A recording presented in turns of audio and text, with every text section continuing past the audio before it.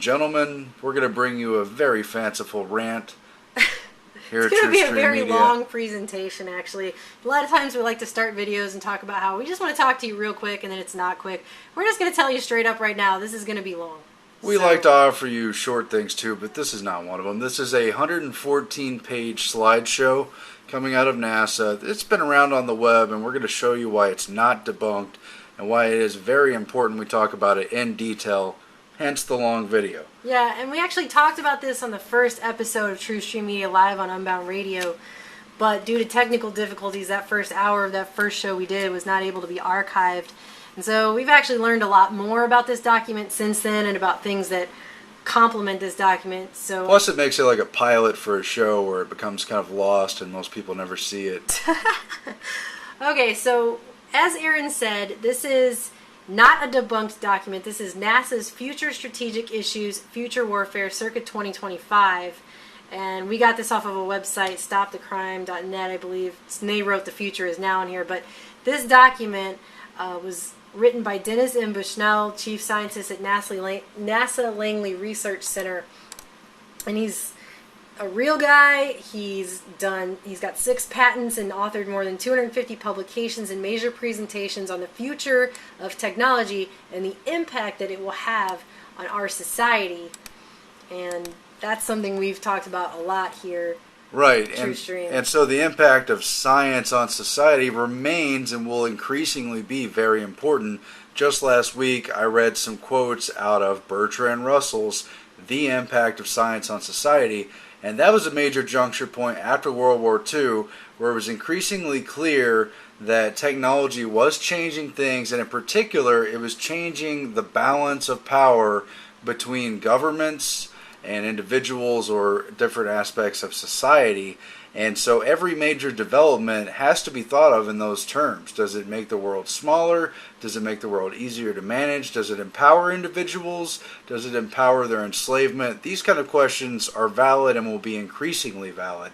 Now that we're seeing the high-tech world unfold, the impact of science on society will become so impactful that disruptive tech takes over, and the whole scale of war and what we know about living is probably outmoded and should be rethought in context of emerging technologies. And that brings up an important point. This document, and this is going to come into play a lot throughout this document, the timing of this document. This document came out July 2001. So this document came out just months before the September 11th attacks. And I also want to say again, not debunked. There's websites out there that try to say this is a debunked document. This document may be 12 years old, but it also may be more relevant than ever in light of what we're seeing now, that's happening to us now. And you can find this document on, for example, the Federation of American Scientists.org. Their website's got it. I mean, it's out there. And this guy has given similar presentations like this to the Navy and other organizations as well. So this is not a debunked document by any means. This document is real, and it was written July 2001. So let's go ahead and take a look at it. We're not going to do every single slide, so don't get nervous, but we are going to go through. There's quite a few here that we need to touch upon, because some of the stuff in here is just amazing that they said it. So Future Strategic Issues, Future Warfare, circa 2025, Capabilities of the, quote, Enemy After Next, Ongoing Worldwide Technological Revolutions, Economic Trends, and Potential Nature of Farther-Term Warfare. And that's what I've been arguing. The technology is revolutionary, and revolutionary for whom? Well, exactly, and that's a good point that I actually wanted to make, and I just remembered that I wanted to make it. We have been trained through propaganda and all other means that if it has the label science, if it comes through your door brandishing a science flag, that you're supposed to automatically clap and think it's a wonderful, great thing for you because it's under this banner of science. But as we've seen even recently, not everything scientific is wonderful and great for all of humankind. I think genetically modified foods are one really great example. That they keep saying that this is the science that's going to feed the world, while independent studies continue to come out on seemingly a daily basis about how these foods are not nutritious, how they actually leach the nutrition from the food, they're behind colony collapse disorder, they affect the gut flora and thus in turn upset the balance of your immune system, really cause all kinds of horrible health issues, cancers, infertilities. I mean, just all manner of awful things. And yet this is science, and it's supposed to be feeding the world and making everything better because it has science written on it. What Melissa says is true, and you got to be thinking, oh, they said warfare documentary. Why are you going off on a rant? No, we're in this era of full spectrum dominance. This is a system where central banking has taken over the nations of the country. They're getting people onto the system through micro lending, through credit card debt. The food has become a weapon of population control, as Kissinger said, and this is an era where they're looking for total consolidation. The New World Order system, the beast system, the machine, whatever it is you want to call it, if you think it's going to be the banner of the United Nations, this is a system that's looking to assimilate Borg style everyone involved. So you're either going along or you're basically an object of the war. You either submit or you're about to be targeted. And there's nothing wrong with standing up for your principles, but this is a system that wants to take over altogether. Centralize everything. Okay, so the bots, Borgs, and humans welcome you to 2025 AD. Well, that sounds pleasant and charming. This presentation was based on futures work for and with, and you've got everybody on here. The U.S. Air Force, National Research Council, Army After Next, DARPA's on here, DIA is on here, CIA is on here, FBI is on here, SOCOM. Everybody came to the party on this document. He also goes on to say it's meant to incite thought and discussion, and that it's based in all cases upon existing data, trends, analyses, and technologies. No pixie dust. So this is not some stuff he just made up. It is meant to incite. It's not stuff they're hoping they might someday develop. It's stuff that they have their fingers on. Exactly. Going in assumptions. Politics does change overnight. Potential capabilities is the future warfare issue, not who, but what. I think we saw that in the Arab Spring, and it was enabled by technology specifically. Need to plan, quote-unquote, differently. The world is in the throes, and remember was in the throes as of July 2001, of triple exponential IT, bio, nano, technological revolutions. Changes are occurring at scales of months instead of decades. Zeroth order, potential effects upon defense, offense, equipment, ConOps, threat. Okay, now this is a quote from P. Criolla, Spaceship Earth. This is what they're saying about us now. The crew are plundering the ship's supplies, tinkering with the temperature and life support controls, still looking for the instruction manual, engaging in bloody skirmishes in every corner of the vessel, and increasing the size of the crew by 2 million per week. So this is talking about resources and that we are plundering the ship's supplies. That's talking about their thought that basically the world is overpopulated and we're taking over all of the resources, and that we are tinkering with the temperature and life support controls. As we mentioned earlier, this guy has his fingers in the pies of all the climate change, or anthropogenic climate change concept, that man-made climate change, even though that's been debunked, and they've even been able to prove that NASA has put out false data on that. But he's talking about that here. And in my mind, this reinforces why I say full spectrum dominance is important. They're saying a tipping point is being reached, planet Earth is in jeopardy, spaceship Earth. And so in other words, all the chips are on the table, someone's going to wreck this thing, and it may as well be their team. You see this in conventional war that's going on. This was a big part of 9/11, the Project for a New American Century document, specifically highlighted a lot of these future threats and said this was their big window. It was a closing window to become the first, last, and only major superpower. And if they don't grab it, it could end up being China or any other country grab it who's emerging. India's got so many tech people up and coming, and they've got a giant population. They wanted this to be the final grab for control of the global system under U.S. auspices. Meanwhile, Ray Kurzweil and others are saying this technology is coming to a head, and one of these benchmark years is 2025, the year named in this document.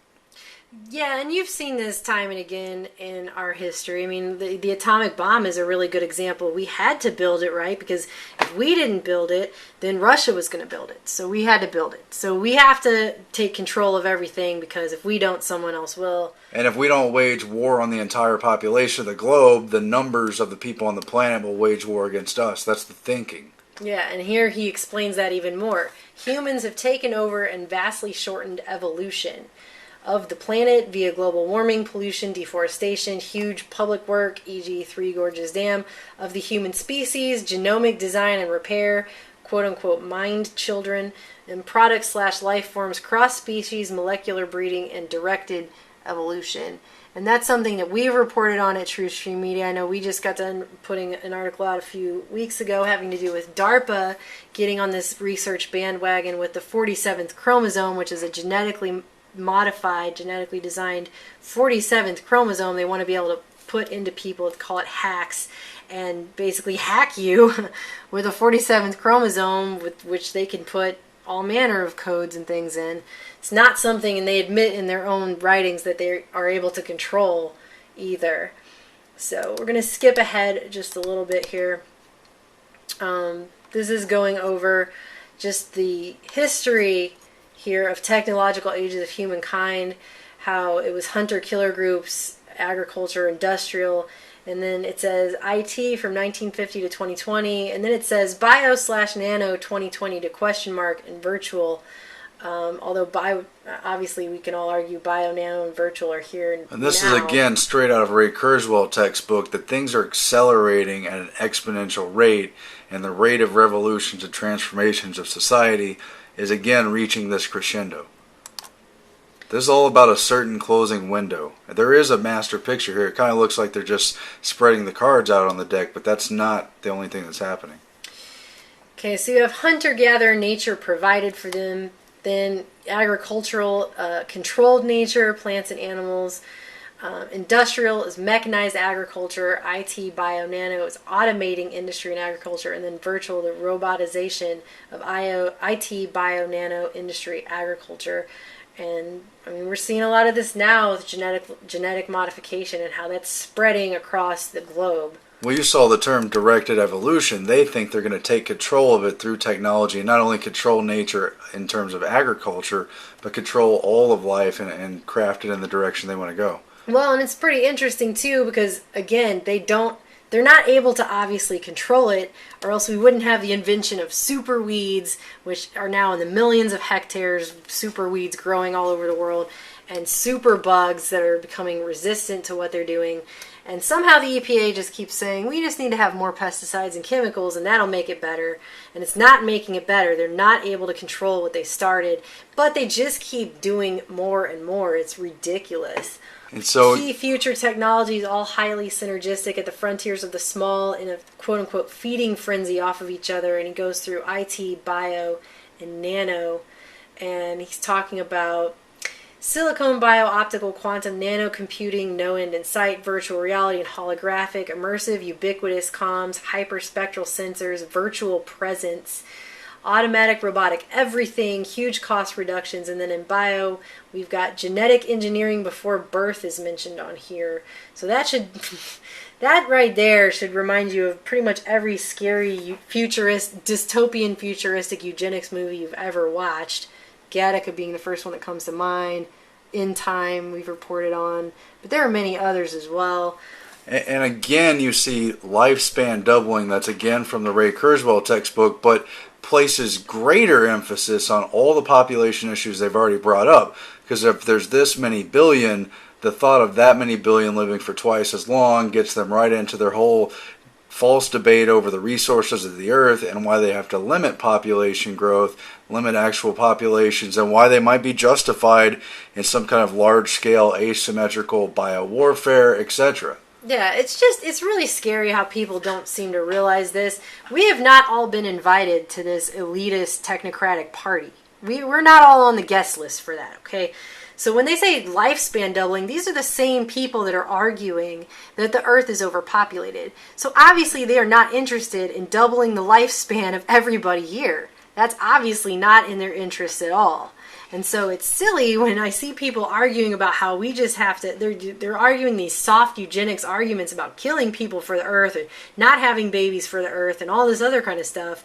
And they don't seem to realize they're not in the lifespan doubling category. They have not been given an invitation to that party. Well, the metaphor sounds silly, but just think of the consequences when they someday play a global musical chairs to see who gets seated at the table that's supposed to bring them double lifespan or perhaps eternal life someday. It's creepy. And then you have Nano, carbon nanotubes, 600 times strength to weight of steel, assemblers / living factories. What do you think about living factories? That sounds like growing pharmaceuticals and plants for one thing. They've been doing that. They're also growing parts, human parts in animals, genetically modified. I mean, it's huge cost reduction, though. So there you go. They're going to save money doing that. Well, they're not only going to supposedly put nano into our bloodstream to check on our vitals or to do minor repairs, but nano will become self-replicating and autonomous. And Ray Kurzweil straight up predicts that someday we're going to see nano wars, like different factions of nanobots fighting it out for their control plane. And one avenue of that war, one field of battle, could be inside your human body. And that's straight out of the stuff Kurzweil talks about. And they just keep screwing with everything. They just keep screwing with nature. Reading through this list, you can see how the wonders of science have really screwed everything up. And these people come along and they got some new technology in their hot little hands, and they think suddenly they're more intelligent than millions of years of nature. It's ridiculous. Well, knowledge is not wisdom, and if you use technology or any new powers without wisely, and cautiously assigning them out, you're going to cause major damage. Well, and they already admit in the 47th chromosome article that we wrote, in their call for research into that, which our tax dollars, I suppose, are paying for, they readily admit that these biodesigners, as they call themselves, these genetic engineers of human chromosomes, all of their studies so far, they can't control it. I read a story about a young man, I think it was either in 1998 or 1999, and they tried to inject him with gene therapy, and it just shut his whole entire body down and killed him very quickly because they don't know what they're doing, and they list a whole list of how doing this has caused all kinds of issues in ways that they were not able to predict and control. And so for them to go ahead and move on with these things and just continue them, even though obviously they have far-reaching dangerous implications, it's just wrong. Worldwide IT revolution. Comms, computing, sensors, electronics, U.S. commercial IT research and development, $100 billion a year in the commercial sector. Factor of 1 million further improvement, silicon, molecular, quantum, bio-optical, beyond human AI. Automatics, robotics in the large, immersive, multisensory virtual reality, holodecks. He said holodecks, people. In the large means for global population. Yeah. Just anywhere and everywhere. Ubiquitous multi-physics hyperspectral sensors, land, sea, air, space. Micro, nanosats, GNC sensors, etc. Ubiquitous. Everywhere.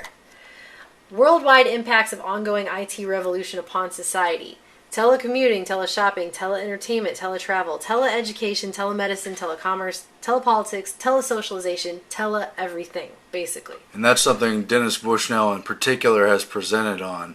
But yeah, obviously they're talking about everything becoming electronic, and they get more deeply into the education aspects because they're going to be shutting down schools, they say. We're going to see the end of university training as we've seen it, and now online education sounds really good, could be really good, could definitely be used to empower the world, but it could also be used in an increasingly information-based age to spread propaganda, misperceptions, and those can become very powerful misperceptions. Yeah, and that's what's really scary about it. I've read an article recently that refers to this as the Gates effect, actually, here in America, because Bill Gates is funding so much. First of all, he's just buying schools, basically. He's funding quite a bit of schools. I mean, he just got done giving another $10 million to the Denver public schools just like a couple weeks ago. And every week he gives millions of dollars more to different public schools. And he's really pushing Common Core, and he's really pushing teleeducation. But the thing that you have to consider when you consider teleeducation is you have to think about who's controlling what's going into that teleeducation. If you get rid of teachers, and who's controlling the curriculum at that point? Is it Bill Gates? They're calling it the Gates effect on education. So, I mean, I think that's a very serious consideration. There's one more important thing about tele, and that's, just like the word telescope, it's something that brings you closer. So yes, it's gotten certain like-minded groups together on the internet and stuff, but it also brings you into an immediacy of perception again. and it can create a very succinct tunnel vision. Exactly, and group mind thinking. And you could be connecting with high-tech centers around the world and think the whole world's gone high-tech. There could be vast ghettos or natural pasture lands physically all around that, and if they didn't show it to you in the frame you were seeing, you'd never see it. Exactly. If you weren't allowed to travel the world, you would eventually not know it's there. IT status, 10E6 improvements in computing since 1959, 10E8 further possible next 30 years, provides better than human capabilities. 100 million telecommuters worldwide now, expected to double in 15 years. India graduates 3 times more software engineers than the U.S., more software written in Bangalore than Southern California. But this last bullet point's what really stuck out to me. IW effectively constitutes a fourth WMD, and he's talking about information warfare effectively constitutes a fourth weapon of mass destruction. And again, it's the power of psychology, the power of InfoWar, and obviously it's a weapon of mass destruction. You've seen people ridiculing Fox News in the wake of 9/11, weapons of mass distraction, all the different phony debates they've had. And certainly a major propaganda effort can be a full-on weapons of mass destruction. Definitely. Some predictions. That's why independent thought's becoming illegal, by the way. Little known critical fact. thinking. Yeah. Mm-hmm. Yeah. Okay, some predictions. Quantum computing initially available in 5 years. 15% of all power today is used by computers. Will reach 60% by 2010. Not sure if that came true. Wearable, implantable, on-person electronics, comms, computing, sensory augmentation, health monitoring, and brain stimulation. Bottom line, we're teched up to the core. We really are. And the health monitoring, I just saw something the other day about a microchip that you wear on your skin, and it gets scanned when you go to the doctor, and he knows everything about you. We've got Regina Dugan, ex-DARPA, works at Motorola, which is under Google, wearing basically a tattoo, Mark of the Beast. And people tattoo, rightfully got upset about the plans to microchip everybody and introduce the greatness of RFID. The implications of control are huge and apparent. Definitely. So I'll say no more. But the bottom line, this stuff is all expanding and accelerating, and it's going to become, like I said, so disruptive that technology is just going to change everything, and the wake of power will be left to be determined. But let's not be foolish about what's coming. Let's see it for what it is. All right. U.S. Human Brain Project. This began in the early 90s, it says, funded by 16 organizations across 5 agencies, the NIH, the NSF, the DoD, NASA, DOE, aka neuroinformatics, intersection of neuroscience and informatics. Exploding field, etc., etc. Use of IT to study brain, use of brain info to aid IT AI. Now, Obama just got done putting, I think, $100 million more towards this project. This project is continuing, and DARPA is very much tied to this project. They are part of it. They're also working on other projects, such as putting a real human brain inside of a robot simultaneously as they are working on this. And once again, I just got to point out it's Ray Kurzweil, and he's been talking about mapping the brain. And once they achieve that, this leads to other launching off points. This one just creeps me out. The imagination engine, aka creativity machine, aka creative agent, says generates new ideas, concepts via starving a trained neural net of meaningful inputs and forcing it to dream. Create new concepts, an attendant neural net used to capture, record, evaluate, and report on these writings. They make it sound like a lab rat. That's just creepy. We're going to skip ahead a few, just in the essence of time. We've got a lot here. This here is talking about, again, like we had mentioned earlier, having to do with public colleges closing, private colleges closing, due to web-based competition, and how a lot more things are going to go online with education. And then it says the ultimate education approach, plug and play. This is like straight out of the Matrix now. This will feel a little weird.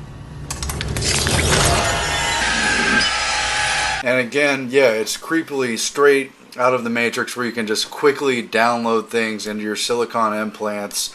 But again, how is this disruptive to global populations? Well, when billions of people have access to instant information, and it's just all about knowing the official information and not about studying real history, your ability to get a job based on that information also becomes challenged, because any human could probably replace you. Well, that and education in minutes instead of many years. So I guess just like in the Matrix, we're going to plug something into the back of our heads. But once again, who's putting the information into that device that's going in there? Who's writing that? Who's controlling it? Who's framing it? Exactly. What's next on this list? Major emerging law enforcement issues. Privacy, ubiquitous micro-nano sensors. So Bottom line, it's gone. It's already gone. It's already gone. IT/net crime, wide spectrum. Again, we're seeing that right now every time Snowden releases yet another document. Biocrime, binary pathogens, and genetics. That's something that we've reported on before. We even have that clip of Dr. Arnson where he talked about making better genetically modified weaponized viruses. So wiping people out. Mad scientists. Yeah, genocidalists. And also, Kurzweil, again, in his Age of Spiritual Machines, which was written in 1999, he talks extensively about using pathogens and genetics as a weapon of war. But a different type of warfare, genetics. Where is intellectual patents going to go? Will this become a biocrime to have unauthorized or unpaid for genetics? They just lost a major Supreme Court case, but they're by no means giving up. And in the future, this is going to be controlled genetic material. But what's probably even bigger is something we saw come into the news really only a couple weeks ago with the death of Barnaby Jack, who was about to present at the Black Hat Conference. He's been explaining how cars and ATMs can be hijacked, but so can pacemakers and other human electronic implants. And so protection of those becomes a major new factor as of 2001, but especially today with Barnaby Jack, whose cause of death, by the way, hasn't been explained. And they're saying they won't know it for months. And he was supposed to speak at the conference that Keith Alexander got heckled at, and he supposedly his presentation was going to be on how they can hack these pacemakers and such, but he never got to speak. Obviously, he died right before that. And then you've got protection of CONUS beyond terrorism. And that's, of course, continental United States. I personally think that's a riddle for jurisdiction. There's the rules of engagement for, contemporary conventional warfare, but then there's things they can do that they can't do in regular warfare. If it's a terrorist situation, if it's a hostage situation, you then get to go around certain constitutional restrictions or, Geneva Convention type restrictions. And I think beyond terrorism also implies we're going to see new jurisdictions emerge, including probably mental, psychological, information-based ones. Societal disaffection / upheaval caused by rapid technological changes, road air rage, psychosomatic illnesses, withdrawal from society, I suppose. And this could actually become the biggest one of all, because again, there's so much technology coming to bear, and it's disruptive technology, that the power scale will be shifted. People will be affected by this, and it's going to probably upheave certain aspects of society, if not, frankly, just everyone. And that's an important factor when you consider the impact of science on society. Well, the first answer is it's a huge impact. Giant. Of particular concern, uncontrolled, uncontrollable self-replication of brilliant robots, IT, nano-replicators, nano, and rampant recombinant bio. That sounds fun. This is scary. This is still true today. They can't even control the stuff that they're doing now. They can't even really control, and that's why they're still working on it. But, they're going to move ahead, even though this has been warned about in how many different sci-fi movies? I mean, it's everywhere, the warnings of this. It's like, have they not even watched Jurassic Park or anything, or Terminator or The Matrix, or any other movie that has cybernetic revolt going on, which is like all movies that have robots, basically. It's like, who are these people? They don't care about Pandora's box. That's probably just there to acclimate the public. All right, next. Here. Biorevolution applications, quote-unquote, farm animals for drugs and spare parts. And again, this came out in 2001. This has already been put into place. We've started to cover the Prodigy scandal, for instance, where they found contamination incidents where they were growing pharmaceutical drugs inside of genetically modified corn. They're also going to grow what they say are going to be replacement organs for humans and pigs or cows. And they're going to do things like put spider silk genes into goats, create body armor because of the volume that could be produced by a larger animal, and other combinations. Monstrous Frankenstein stuff. Ugh. Examples, confluence of IT Bio Nano. Brain of a sea lamprey was inserted and connected to the body of a robotic fish, an initial cyborg. And then you've got Choo Choo, a flesh/plant-eating robot that hunts and biodigests quote-unquote natural foods to quote-unquote live off the land. Ugh, like robot that's going to eat you, basically. I mean, I'm not sure how else you could really take that. Ugh. Let's move ahead here. Let's see, I think, is this where I wanted to go? Here we go. Some sensor swarms. Smart dust, cubic millimeter or less, combined sensors, comms, and power supply, floats in air currents. Nano tags placed on everything, everywhere. Everything, everywhere, nano tags. Identification and status info. And so again, they're doing this kind of stuff. They're going to tag anything and everywhere. The very opposite of Fourth Amendment protections. You have privacy and due process unless there's evidence against you and a sworn warrant with a witness. That's all gone. They're going to meta tag and track metadata of metadata. I'm mixing a bunch of terms, but they all apply actually. They're tracking big data everywhere for everything. Huge swarms of information, entire population movements, specific individuals, all of it. I was freaked out enough when I read that Walmart, I mean, not that I buy my underwear at Walmart, not that you guys needed to know that, but, you know, I was freaked out enough when I found out that Walmart was putting RFID tracker chips inside of their underwear products so they could track where consumers wear their products. Well, in point of fact, the Pentagon's first inventory control system with RFID tracking was done with a partnership through Walmart, and they've actually pressured other retailers to adopt it or basically be forced out of the business. And there's a whole history with that. And so, yeah, there really is the precursor. Inventory control first for Walmart goods, but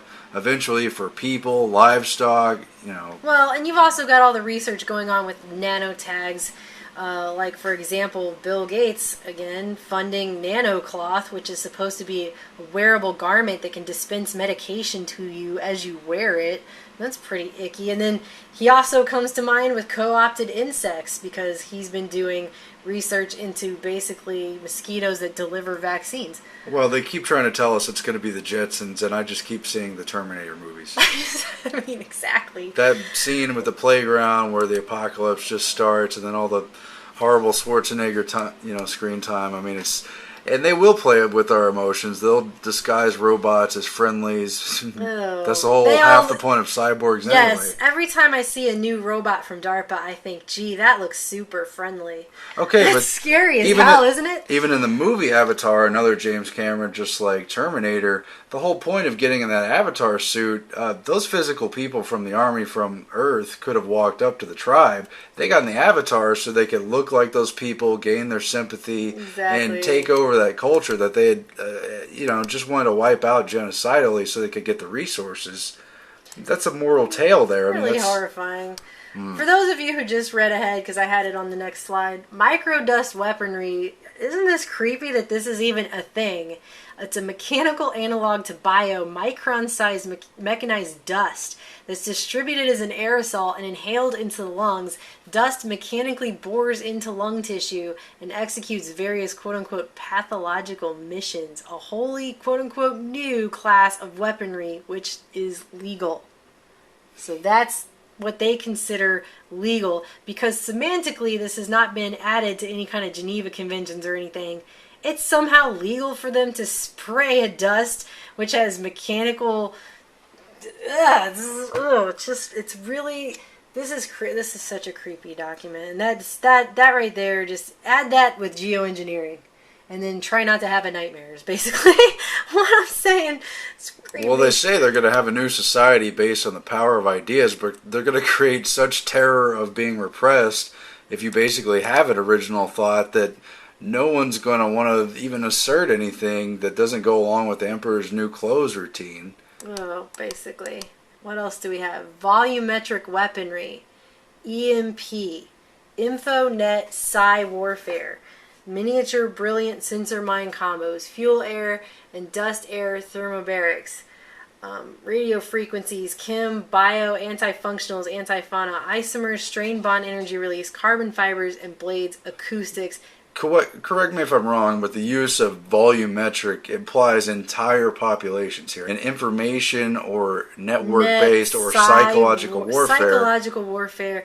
That's something that we're going to get into. We're going to detour from this for just a second to get into that a little bit more here, because we have learned recently some very interesting information having to do with the psychological warfare that our government has been engaged in.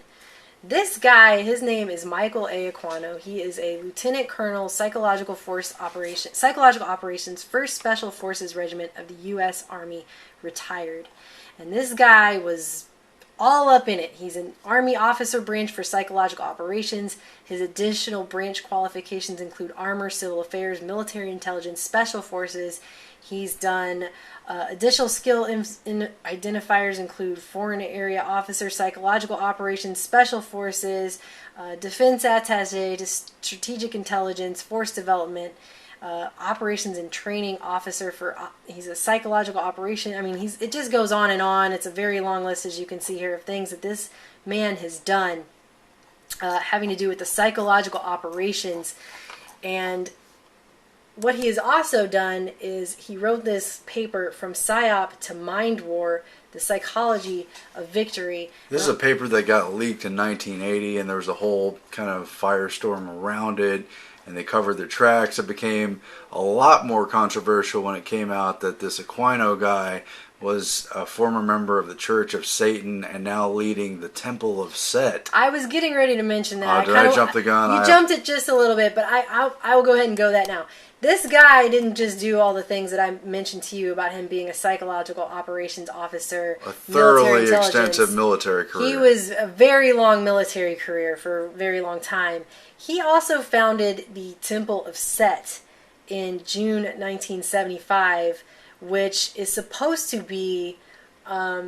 he was a member of Anton LaVey's Church of Satan, but that wasn't, I guess, hardcore enough for him, so he left and founded his own Temple of Set church, and Satanism redirects here, it says.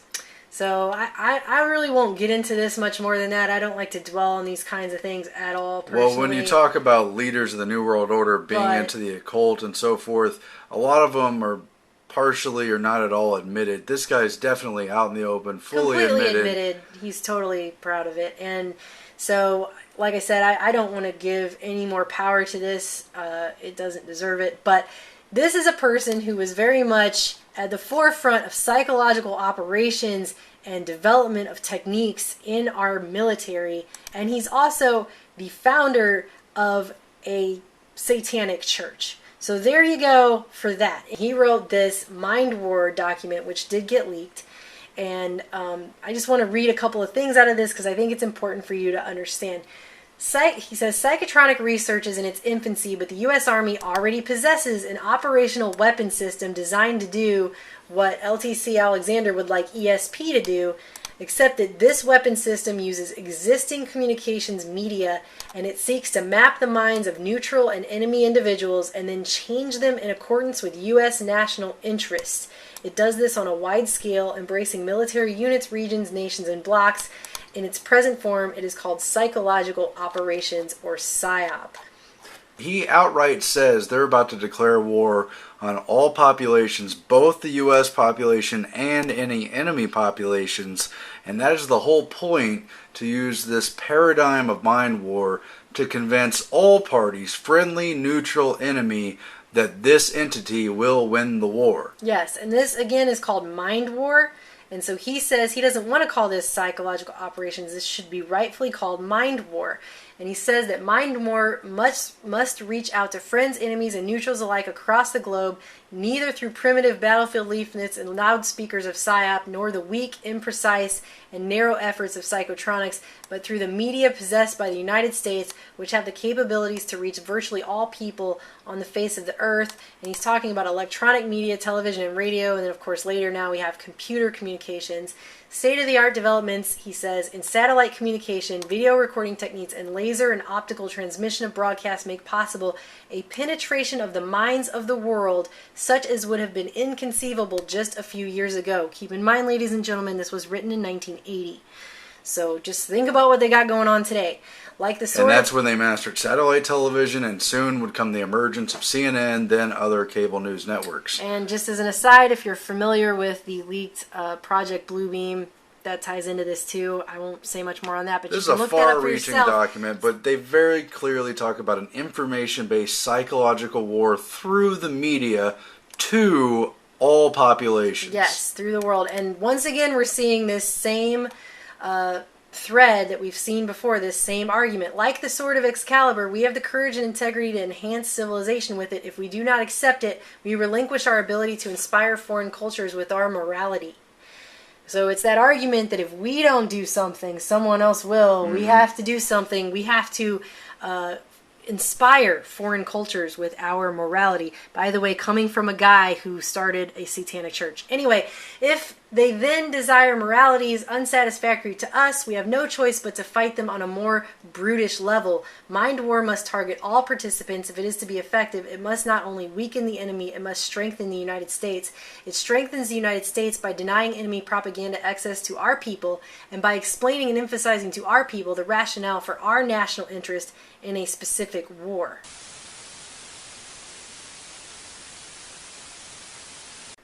And then he goes on to say, under existing United States law, PSYOP units may not target American citizens. Don't you judge this guy's convictions. He just wants a comfortable spot inside your mind. Oh, okay. Well, I don't feel too good about him saying that in 1980 when today we have U.S. repeals propaganda ban, spreads government-made news to Americans. I'm sure they're only limiting it to that. But I also wanted to point out really quick that there have been many different technologies, and he had mentioned psychotronics. Here's an example of that. That was actually reported during Operation Iraqi Freedom in 1991, where they used a secret Pentagon psychotronics technology known as silent sound spread spectrum, and the physical, emotional, and psychological effects of the technology were so severe that hundreds of thousands of Iraqi troops surrendered en masse without firing a single shot against U.S.-led coalition forces. The numbers reported in the news were staggering: 75,000, and then another 125,000 or more Iraqi troops would come out of their deep desert bunkers waving white flags and falling to their knees before approaching U.S. troops and literally kissing their captors' boots or hands if given the opportunity. Why would 8-year veterans in Middle Eastern warfare behave this way? Simple. They were subjected to a technology that was so extreme and incomprehensible, they were suddenly reduced to the level of compliant children and felt grateful to still be alive in the wake of their mind-wrenching experience. And that's, of course, a theater where obviously propaganda was legal because it was a conventional theater of war. But if we're having unconventional war and if propaganda is legal even on the home front, you can imagine the possibilities. Who knows what they're actually doing, except we do have clues. Which we do have unconventional war. We have that right now. I mean, we have undeclared drone wars. We have all kinds of stuff going on. And now we have this mentioned back in 91 where they're talking about using silent subliminals or high-frequency silent sounds underneath broadcasts that they were giving. They took over an Iraqi station. They covered up the transmission of an Iraqi station on the same frequency and put out their own frequency. And it says, according to statements made by captured and deserting Iraqi soldiers, the most devastating and demoralizing programming was the first known military use of this subliminal messages referred to as the ultra-high frequency silent sounds or silent subliminals. And they were programmed by PSYOP psychologists that were clearly perceived by the subconscious minds of the Iraqi soldiers, and the silent messages completely demoralized them and instilled a perpetual feeling of fear and hopelessness in their minds. It's pretty incredible stuff. I would submit that we need to think about how we in this country are perpetually told to be afraid. Well, this document again came out 2 months before 9/11. Yeah, this document. But after 9/11, let's think about what happened in the InfoNet Psy warfare arena. Remember Never Forget? Remember how that was literally everywhere after this was over? It was, we will never forget, never forget. It just was grilled into us, never forget. And that was after weeks on end of 24/7 news programming having to do with 9/11 terror attacks, And what are we seeing today? Well, just recently when we saw the Boston bombing, we saw that every terror attack ever was brought up around that event, wasn't it? Well, I don't want to get into MK Ultra too much right now. We'll cover it later. But they practice trauma-based mind control, and they're very arguably doing this on the mass scale through the 9/11 event. I would certainly argue that. And they try to resurrect the trauma of 9/11 and other terror attacks anytime it suits their need or anytime they need to hype up other terror attacks like the Boston Marathon bombing. Exactly. I mean, look at some of these headlines that came out when the Boston Marathon happened. The Boston bomb reminds us that we're not safe. Boston bombing reminder that liberty carries a price. Mayor Bloomberg after Boston bombings. Interpretation of Constitution must change to increase security. At the same time, we also had plant explodes near Waco, false alert in Oklahoma City.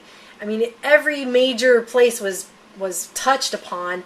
Plus, they magically found a plane part from 9/11 in New York City right after the Boston bombing. I mean, what are the odds of that? It's propaganda. It's totally propaganda. And what do we have going on now? Well, Keith Alexander was heckled by hackers because of all the stuff that's going on with the NSA leaks at the Black Hat Hackers Conference. He was heckled, and many have pointed out the fact that that happened. We've got people on a mass scale saying freedom and we don't trust you. You lied to Congress.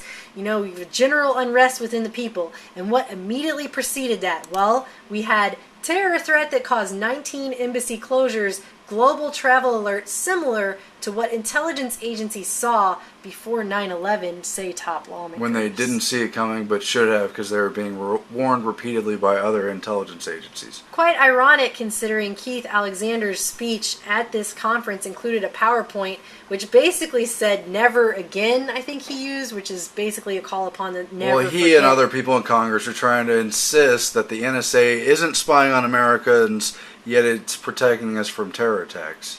But think about how every time something major happens, or even if something major doesn't happen, we suddenly have this recall to 9/11. Never forget, never forget. They're branding it into our minds and reminding us over and over that we can never forget that, and that is a cause for us to give up our safety. We can never, never, never, never, never forget. Always remember 9/11. Never, never forget. And it's just ingrained in people now. I mean, somebody made this graphic that says, forget 9/11 no more than I would forget my own name. So there you go. And if you type in never forget in an image search engine, you will find that this is what it's tied to. It's tied to this. And if you live through the 9/11 events through the television, you won't ever forget because those images are sunk very deeply into your mind. Very deeply. So we've got that going on. We've got all this other stuff that's mentioned here. What slide are we on next? I think we're going to 50. We've got anti-personnel, microwave, and radio frequency weaponry, heating, high power requirements, surface effects, brain interactions of low frequency modulation. There are large, voluminous lists of the research that our government has done having to do with microwaves and being able to control brain interactions. And what he said about MK Ultra, go ahead and look that up too, because it definitely plays a role here. But they know what they're doing when they're talking about this stuff exists, and one way of using it is as a giant cattle prod, a high-tech cattle prod. Basically.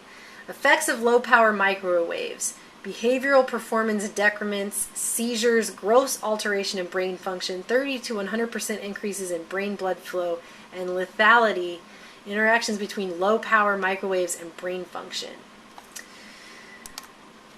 Often fingerprintless bioarchipelago, bacteriological, viruses, prions, parasites, fungi, carcinogens, toxins, hormones, regulators, fatal to disabling short to long time scales, anti-flora, fauna, functional, direct and undetectable binary, natural, genomic, and biohacking. Biohacking, we just talked about that earlier with DARPA. In fact, DARPA is involved in a whole lot of the stuff that's going on here. I told you this was an asymmetrical, unconventional war, and you see all these things that people are concerned about being in their food, air, water, and they're there, and they're admitting that they're basically weapons available to war. And they're genetically modifying us and our environment with that. Some interesting then-year BW possibilities. I guess biowar possibilities. Aflatoxin, natural parts per billion carcinogen, airborne varieties of Ebola. That's, again, Charles Arnson was basically talking about doing that. Binary agents distributed via imported products. You're talking about high-tech smallpox blankets. Basically, yeah, it's basically high-tech smallpox blankets like we gave the Indians back in the day. Binary agents distributed via imported products such as vitamin, clothing, and food. Ugh. Genomically individual/societal targeted pathogens. Genomically targeted pathogens. These are expectations for warfare in the year 2025. Long-term fingerprintless campaign as exposed to shock and awe. Biowar. As opposed to shock. So they can do it big in your face, explosions at the Iraq War. They can do it subtly and not even tell you what's going on. All right, this one really creeps both of us out a lot. Do you want to read this one? It discusses an existing, and that is tested and existing, biocombative, something, a biological agent to presumably calm down populations, to make them docile, to make them stand down, what have you. Okay, and this is the Venezuelan equine encephalitis. Now check out how this is distributed. It says it's an ideal incapacitating biowar agent that was weaponized on both sides of the Cold War way back in the 50s and 60s. And then it's easily transmitted via aerosol. So how's that for you chemtrail conspiracy theories? Yeah, how would they easily transmit via aerosol a combative biowar agent to a large group? Well, a plane sounds about. Are we in a war that wasn't declared? Are we being biocommed at the same time we're terrorized through our television? No, chemtrails don't exist. That's just atmospheric conditions. Oh, I forgot. Let's move on. That's what my dad would say. Highly infectious, low fatality rate. 1 to 5 day incubation, 3-week recovery. It says it was tested on humans in Operation Whitecoat, so there you go. And there's no treatment available. They're talking about incapacitating entire populations. And they've already discussed, including the U.S. population, other global populations. It's and the right NDAA declared the U.S. a battlefield. It's what they said. And all these legal loophole terms have meaning. They're important. Yeah. Okay, what's next? I think we were going to go to what is apparently legal. Microwave, radio frequency, anti-functional, and anti-personal weaponry. This is apparently legal for them to use. Chemical anti-functional weaponry, chemical psychological effects via sensory organs weaponry, e.g. smell, but that's all your sensory organs. Chemical personnel and incapacitation weaponry, non-warfare, e.g. hostage terrorism only. Psy-war, that is apparently legal. Acoustic weaponry, we know we have LRAD devices and other things, plus what I just got in showing you having to do with silent sound war. And this slide projected into people's minds. This slide number 55 is the one I referred to in the intro when they talked about protecting CONUS beyond terrorism. Again, there's things that you supposedly can't do in conventional warfare because of the Geneva Conventions, maybe constitutional restrictions, but this is what's apparently legal given that. Things that you could do that aren't against the law under Geneva, or things you could do in, quote, non-warfare, including hostage and terrorism. So it's a semantic argument. To expand jurisdiction for warfare by other means, unconventional warfare. Go ahead. So, I'm going to just skip ahead here. There's a lot in this document. This slide is where...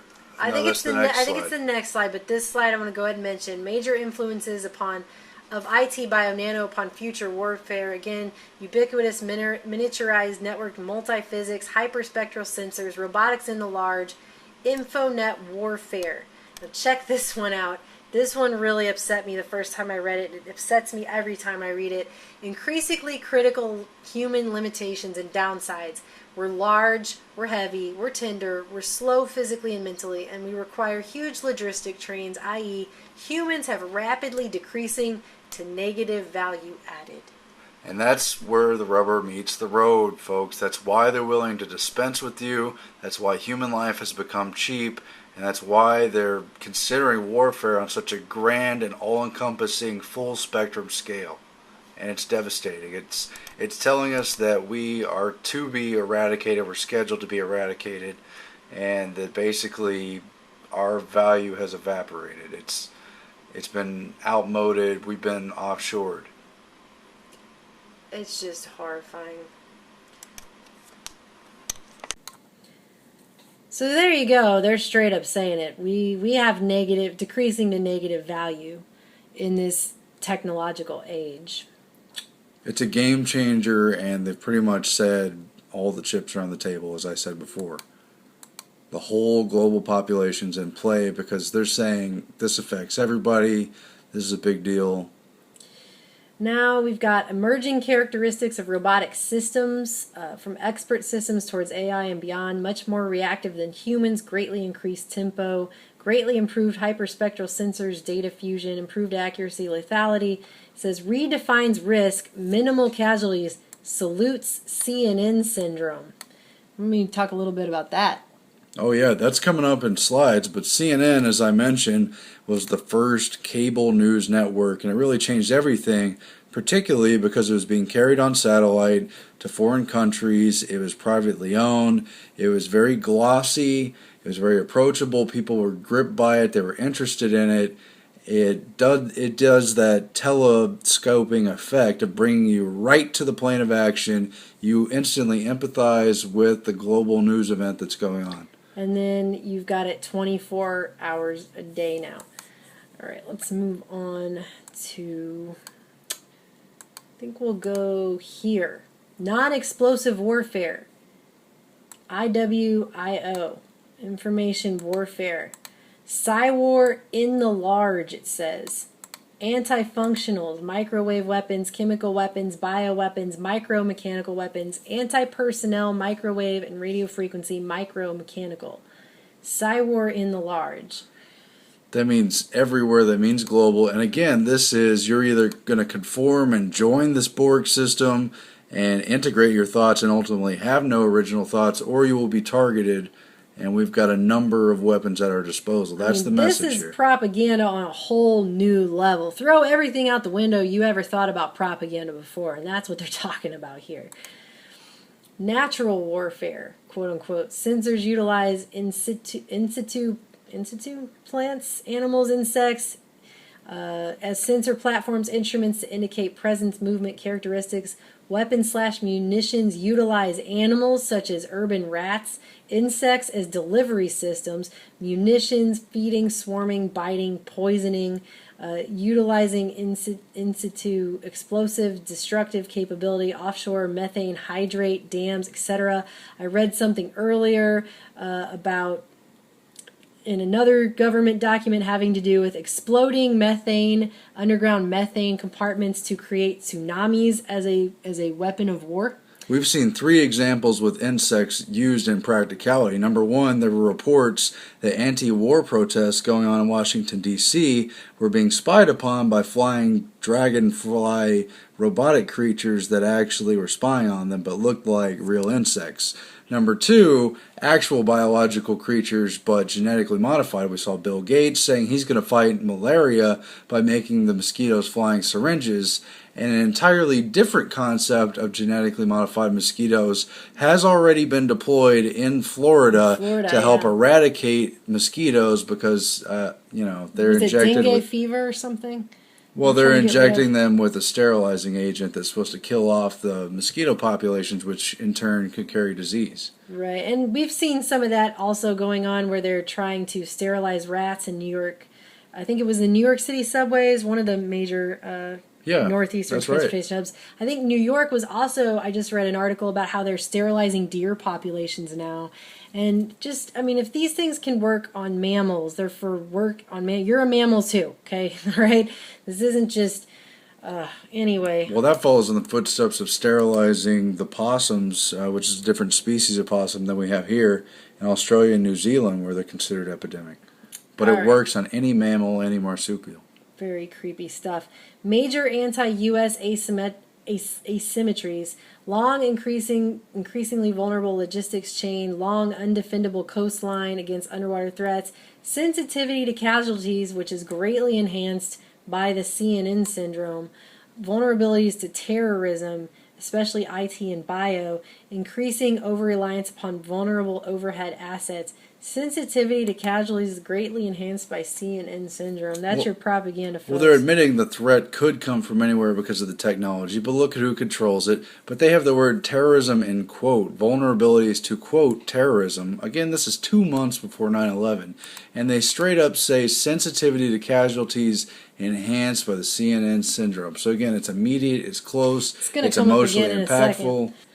offboard sensors networked everywhere on everything. I mean, this just sounds like the dystopic nightmare of any horrible science fiction movie something ever. that's part of this but hasn't been explicitly detailed, even though it's NASA, is that they want to militarize outer space, or immediately surrounding the globe. That's something, again, that's in the Project for a New American Century document with Dick Cheney and other leading neocons, Paul Wolfowitz, about militarizing space, and they want to, quote, own the weather and own space as a militaristic zone.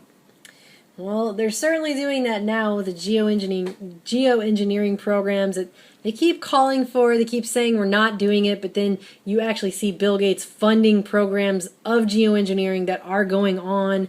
One that I read about was in New Mexico, but they're doing this all over the place, and they might. I mean, at this point, it's so obvious. I mean, my 4-year-old the other day was asking me, "Mommy, what's that?" Because a plane flew by and left a huge trail in the sky that just fanned out and stayed there for like half an hour, and it still was there by the time we went inside. And what am I supposed to say to him other than it's chemicals they're spraying in the sky to whatever their ends are? I mean, it's how do you explain that to kid? Example of then-year direct CONUS attack capabilities. Inexpensive InfoWars, inexpensive blast wave accelerators, transoceanic UAVs, inshore AIPSS mines, torpedoes. Inexpensive to put binary bioweapons into the food supply. Into your food. Semi-submerged missile eggs, Trojan horse civilian systems, in addition to ICBM and TBM. In addition to Trojan horse everything, which is on another slide. Trojan horse everything here. Ships, boats, planes, cars, trucks, packages. That's what you were talking about. Told you. Cargo, containers. Targeted effects include tidal waves, EMPs, earthquakes, radiation, and blasts. They can't make earthquakes with technology. Oh, wait, that was admitted by the defense secretary. I'm sorry. HARP. Oops. Okay. What do we also have? Let's see. Sorry, guys. I told you it's a long document. And then there is Nano. Yay. After you've been through all this, you then have to factor in Nano. Oh, woohoo! Let's see. What do we have? We have future warfare on the cheap, InfoNet warfare, binary bio, again, all the stuff they've been mentioning on the cheap. This is on the cheap for them to do these things. Some interesting possibilities. Surreptitious nano tagging with microwave interrogation of everything and everyone. I'm going to say that one more time just because I think it's horrifying. Surreptitious nano tagging with microwave interrogation of everything and everyone, imprinted during manufacture, maintenance, etc. They're going to use microwave weapons for interrogation. You guys need to look into, if you haven't already, and I know many of our listeners probably are familiar with how HARP can be used to make you hear things inside your head using microwave weapons. And they even have a billboard for a popular paranormal State, I believe it was. They had a billboard on a 42, I believe, story building where they had a speaker thing up at the top, and if you walked beneath the building on the sidewalk, it sounded like someone was whispering and behind you, right in your ear. It's not your imagination. What's that? Who's there? It's not your imagination. What was that? Who's there? And you can hear it right like it's right next to you, like it's right inside your head, basically. Detonation of offshore seabed methane hydrate deposits to produce tactical strategic level tidal waves against littoral regions. There you go. So they're going to detonate methane deposits to make a tidal wave against the enemy. It's an age of weather weapons, and that includes any and all major weather events we've seen may have been initiated under these conditions. We don't know about that. Could have been anyway. It's possible, totally. They say the weather's getting stranger. I mean, that's for weather, sure. Well, and who would benefit from the weather getting stranger? I mean, people who are, say, controlling the genetic modification of seeds that are resistant to drought, for example? Would those people? Probably some random terrorist in a cave. That's not, that's got to be it. I mean, it's not a total control of our food and basically everything having to do with anything here. I think this is your CNN syndrome page. Let's see. Exploit CNN syndrome. Well, there you go.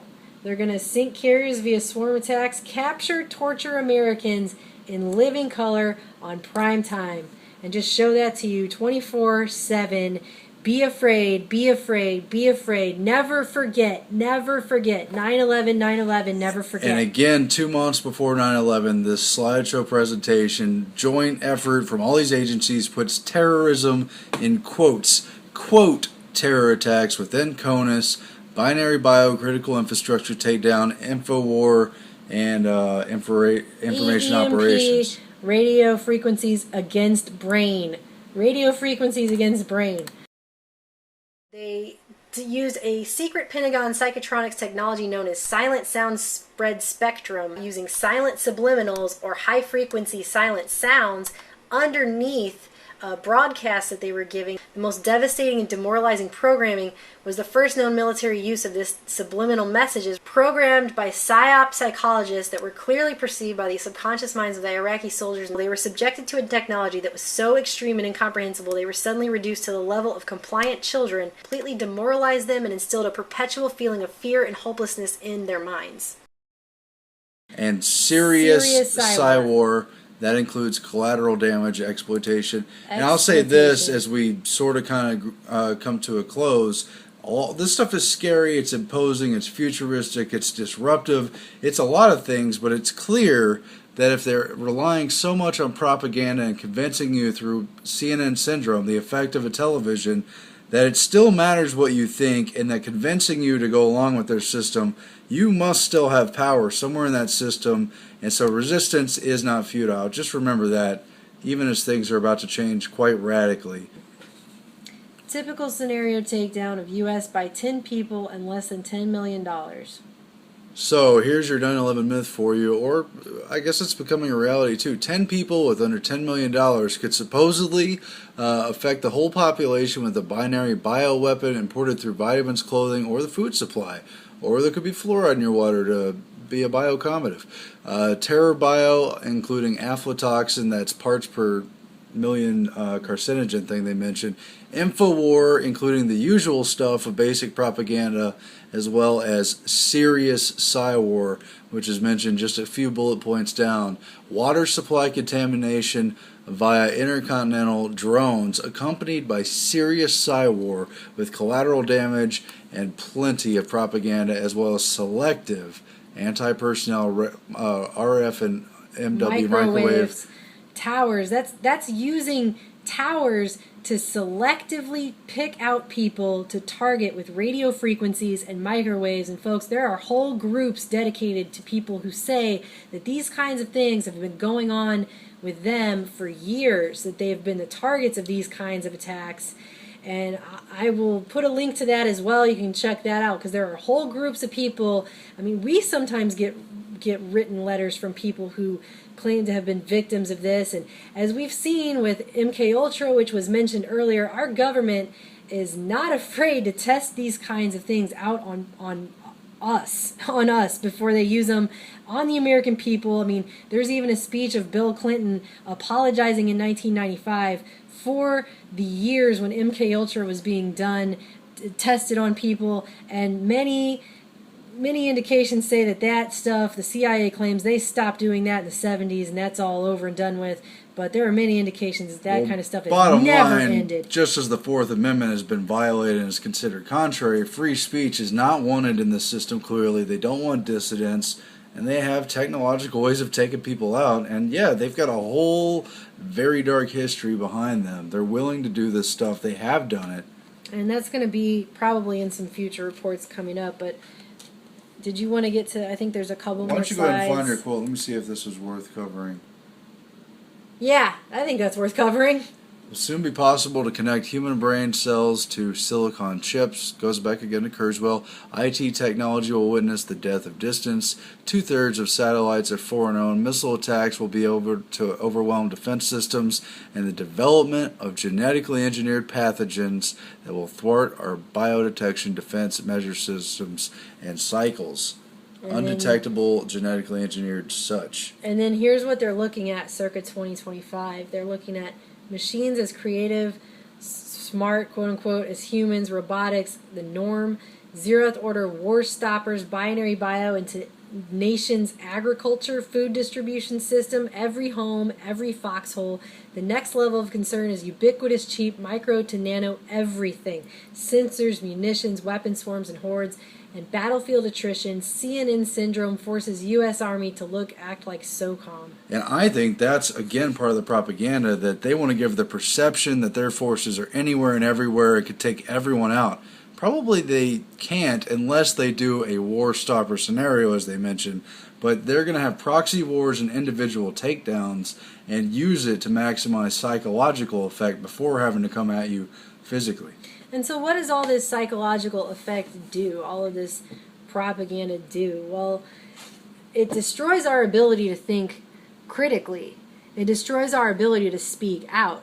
I don't know how many times we'll do a report on something. We have all the documentation to back up what we're saying, just like we do right here, right now, and we're still called conspiracy theorists because that has now been propagandized into, if you have a theory that there's been a conspiracy, and on record there's been so many it's hard to even count anymore, then you are automatically you're leveled down to being basically crazy, and everything you say, people just shut off. They just don't even want to listen to anything you have to say because you're a crazy conspiracy theorist, because those two things have now been made synonymous through our media and through propaganda to shut people up, so no one will raise these questions and raise these issues and say, hey, wait a minute, there's something wrong here. They're dissuading people from speaking out and dissuading people from having any kind of critical thinking skills or the ability to think on their own. And when you watch these 24/7 news cycles, you're indoctrinated into this propaganda, and you're basically told how to think and feel about something, and anything that goes outside that norm that sways the mass, then you're automatically labeled an outsider and you're crazy.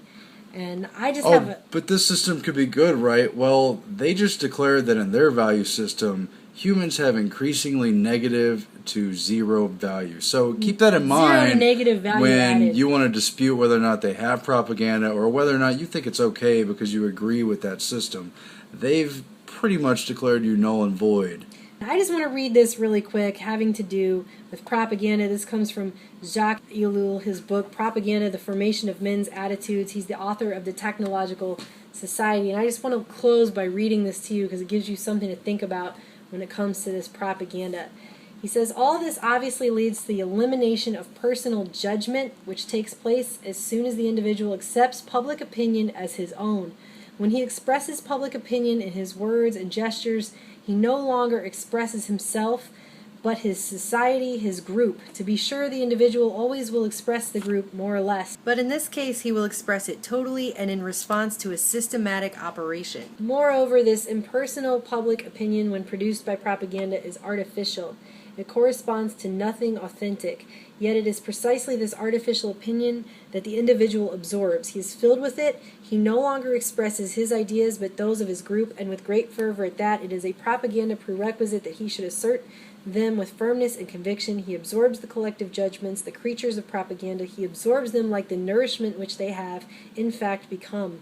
He expounds them as his own. He takes a vigorous stand, begins to oppose others. He asserts himself at the very moment that he denies his own self without realizing it. When he recites his propaganda lesson and says that he is thinking for himself, when his eyes see nothing and his mouth only produces sounds previously stenciled into his brain, when he says that he is indeed expressing his judgment, then he really demonstrates that he no longer thinks at all, ever, and that he does not exist as a person. When the propagandee tries to assert himself as a living reality, he demonstrates his total alienation most clearly, for he shows that he can no longer even distinguish between himself and society. He is then perfectly integrated. He is the social group. There is nothing in him not of the group. He is nothing except what propaganda has taught him. He is merely a channel that ingests the truths of propaganda and dispenses them with the conviction that is the result of his absence as a person. He cannot take a single step back to look at events under such conditions. There can be no distance of any kind between him and the propaganda. And he goes on to say, this mechanism of alienation generally corresponds either to projection into and identification with a hero and leader, or to a fusion with the mass. And that quote perfectly sums up what we've been talking about here. This system, this full spectrum domination war against the whole global population, is not for military territory. It is for a complete absorption. You will acquiesce, you will insert yourself into the system. You will become part of the mass. Or you will be a target. When you turn on the television now and you see political events matching up with each other, of something happens and then suddenly there's a terrorist attack, and never forget 9/11. Just remember not to immediately give in to the fear and realize these are the same people that are coming up with phrases like CNN syndrome and their exploitation of such events. Yeah, look up the Brookings Institute definition. I think we'll leave it there, but they have very clearly dehumanized us, and they've said that we're going to be displaced in so many ways by this. And it just is something to think about. Don't give in to the fear. Every time you turn on the television, think critically. It's a skill that's being lost. Thanks for listening. A lot of these programs were put in place before I came in. I had some skepticism, and I think we should have a healthy skepticism about what government's doing. There is no spying on Americans. There is no spying on Americans.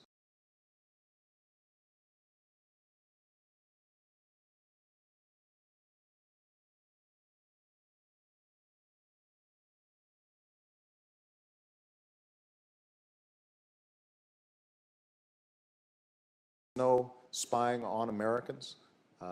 We don't have a domestic spying program.